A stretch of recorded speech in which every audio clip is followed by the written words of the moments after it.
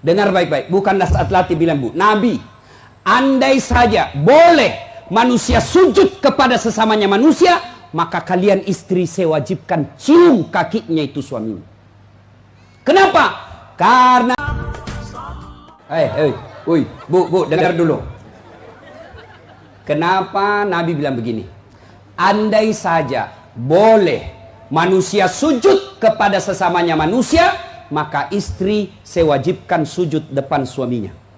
Dengar baik-baik, bukan Nas'atlati bilang bu, Nabi, andai saja boleh manusia sujud kepada sesamanya manusia, maka kalian istri saya wajibkan cium kakinya itu suaminya.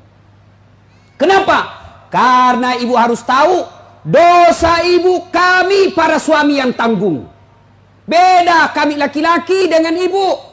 Ibu bikin dosa, ibu tidak puasa, ibu tidak sholat, meskipun suaminya ulama, suaminya penceramah, suaminya Senin Kamis puasanya, tahajud tiap malam, suaminya hafal Quran, tapi istrinya tidak baik agamanya. Kata Allah, ku ampusakum wa ahlikum narani. Kau suami, pimpin itu istrimu masuk neraka. Beda ibu-ibu, ditanggung oleh kami laki-laki. Suaminya tukang judi, suaminya pengedar narkoba, suaminya perselingkuh, suaminya pemakan haram, tapi istrinya istrinya baik, rajin sholat, taat sama suaminya, perintah suaminya diikuti. Meskipun suaminya bajingan, tidak ada urusan. Suami masuk neraka. Nabi jelaskan kepada ibu, bu, lihat ini, kata Nabi kalau bahasa kita, bu, lihat ini 7 pintu surga, tadkhulul jannati bisalam. Silahkan ibu pilih mana pintu surga yang ibu mau masuki. Itu enaknya jadi perempuan, ditanggung dosanya sama laki-laki. Beda kami laki-laki, ibu tidak tanggung dosa kami. Maka ibu-ibu, yang pertama tujuan suami itu bukan cari nafkah. Ibu yang perlu cari dari suami bukan mendidik yang utama, tapi yang utama adalah cari ridhanya suami. Jangankan ibu keluar rumah, Senin Kamis saja diharamkan oleh Allah apabila tanpa izin suami. Saya ulang, jangankan keluar rumah, Senin Kamis ibu puasa sunnah tanpa izin suami, haram puasa itu bu. Contoh, pengantin baru, suaminya cuti 3 hari, istrinya langsung, bang, saya puasa Senin Kamis ya. Kata suaminya, saya sengaja cuti ini karena saya mau dapat jatah siang-siang. Tidak boleh ibu puasa tanpa izin, ya. Jelas? Jelas ibu? Jelas? Dengar lagi. Ada orang bertetangga, marah ini tetangga, lapor sama Nabi. Apa pasalnya? Sakit ini ibu tetangganya, dia datang panggil anaknya, seorang perempuan. Bu, ibu mamanya lagi sakit, datang ki pergi lihat ki. Apa kata ini ibu anaknya? Mohon maaf, suamiku pergi tugas, saya dilarang keluar rumah sebelum suami saya pulang. Sakaratil maut ini ibunya, datanglah ibu, sudah sakaratil maut ibumu, kau datanglah besuk dia. Saya minta maaf, saya mau sekali tapi suami saya belum pulang. Akhirnya meninggal, mau dimakamkan, datang lagi. Bu, sudah meninggal ibumu, kau datang yang terakhir kalinya. Mohon maaf, saya cukup berdoa. Kenapa? Suami saya belum pulang, saya tidak berani tinggalkan rumah. Marah yang manggil-manggil, dia pergi lapor sama Nabi. Ya Rasulullah, tetanggaku keterlaluan. Dari sakit, sakaratil maut, sampai meninggal, tidak datang lihat ibunya. Saya 3 kali datang memanggilnya. Kenapa kata Nabi? Dia dipesan sama suaminya, jangan keluar rumah sebelum pulang.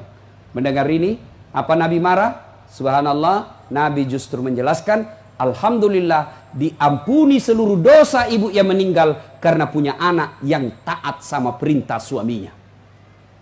Ada ibu-ibu Bayangkari begitu sih? Ada? Yang banyak saya lihat baru 10 menit pergi suaminya juga keluar juga dia Pak. Dia tawaf satu komplek. Dia kelilingi semua komplek. Masya Allah. Ya. Alangkah bahagianya kita suami pergi menjalankan tugas sebagai aparat negara. Lalu istrinya sholat duha 8 rakaat. Selesai sholat duha dia kirimkan SMS suaminya. Pak, jangan menghalalkan segala cara. Rezeki sudah Allah tentukan. Meskipun bapak kejar kalau bukan rezeki, bapak tidak akan masuk. Tapi meskipun bapak tidak kejar setengah mati, kalau rezeki bapak pasti masuk. Bapak jangan menghalalkan segala cara. Salam sayang selalu dari istrimu di rumah. Bahagianya. Itu suami kalau dapat SMS begini, Bu, dia kasih lihat itu semua di kantor di Polsek. Lihat kau istriku, istri yang soleha. Pernah SMS begitu suaminya, Bu? Pernah? Paling SMS, jangan lupa singgah beli gas. Masih baik kalau gas, kalau pembalut. Saya pernah rasakan ini, Pak. Saya pulang tak siang malam-malam, tiba-tiba mamanya SMS, Ustadz, habis pembalut. La haula wala quwata illa billah. Saya singgah di warung, saya berdoa, mudah-mudahan tidak ada yang kenal saya. Begitu saya bayar, tiba-tiba ada ibu bilang, Ustadz beli pembalut. Langsung aku bilang, biar daripada saya melahirkan.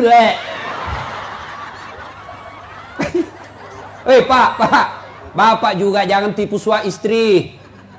Pak, jangan pernah nipu istri.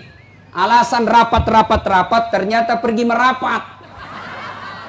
Saya dipanggil komandan, ini namanya istri kasihan kalau sudah lapor, komandan, lah iya Pak, silakan lari. Ternyata pergi merapat. Pak, kadang saya ditanya, Ustadz kenapa pangkat golongan saya tidak bisa sekali baik Ustadz? Rezeki saya bilang, Bapak dosa sama istri. Gimana Allah mau bukakan pintu rezeki kalau orang yang setia menunggu Bapak di rumah Bapak khianati?